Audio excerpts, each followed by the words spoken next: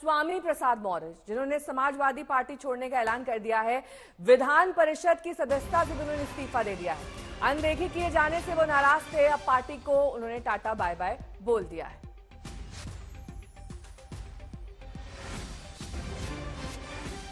कुमार अभिषेक मेरे सहयोगी जुड़े हुए हैं तमाम जानकारी के साथ। अब स्वामी प्रसाद मौर्य लगातार पार्टी से नाराज थे, तो मना क्यों नहीं लिया गया समाजवादी पार्टी द्वारा? ये तो एक बहुत ही महत्वपूर्ण नेता थे, अच्छा खासा ये वोट बैंक साधते हैं, क्या गड़बड़ हो गई? देखिए, गड़बड़ तो हो गई, लेकिन गड़बड़ किसने की ये बड़ा सवाल है। क्या बीजेपी चाहती थी कि जिस ओबीसी और जिस पीडीए की बात लेकर अखिलेश यादव चल रहे हैं, क्या वो पीडीए रह पाएगा? अगर उनके पिछड़े दलों के पिछड़े जातियों के बड़े बड़े नेता अगर उन्हें छोड़ करके चले जाएंगे, तो अखिलेश के पीडीए पर ही बड़ा सवाल खड़ा हो जाएगा। और यही सवाल खड़ा हुआ है। निश्चित तौर पर स्वामी प्रसाद मौर्य कुछ वक्त पहले से हिंदू धर्म के खिलाफ, भगवान राम, तुलसीदास, रामचरितमानस, इस पर सब कुछ बोलते हुए उन्होंने अपने को पार्टी में अलग थलग कर लिया था।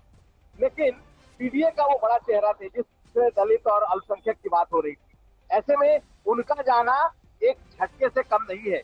इन्हीं चेहरों के दम पे 2022 के चुनाव अखिलेश यादव ने अपनी छवि बनाई थी एक पिछड़े नेता के तौर पे, और अब ये तमाम नेता एक एक करके बाहर चले गए हैं, इनके सारे समर्थक बाहर हो गए हैं, होते जा रहे हैं। तो अब बड़ा मुश्किल है कि पीडीए की जो लाइन है वो अकेले अखिलेश यादव कैरी कर सके। कुल मिलाकर के ये माना जा सकता है कि अब समाजवादी पार्टी के भीतर एक बिखराव की स्थिति दिख रही है नेहा, और वो बिखराव अपनी अलग पार्टी बना रहे हैं क्या कुमार? अपनी अलग पार्टी बनाएंगे?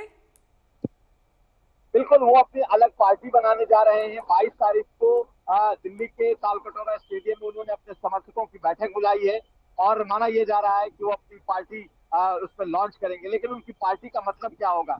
मायावती के साथ जा नहीं सकते, बीजेपी उन्हें ले नहीं सकती, सपा में वो है नहीं।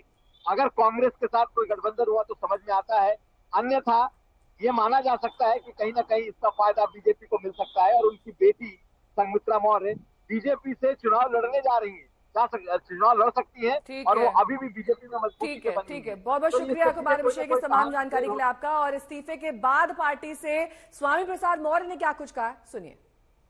मैं पार्टी बनाने का अपना फैसले का उद्घोष भी करूंगा।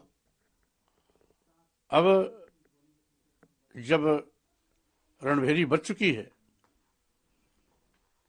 तो स्वाभाविक रूप से समाज के अंतिम पायदान पर खड़े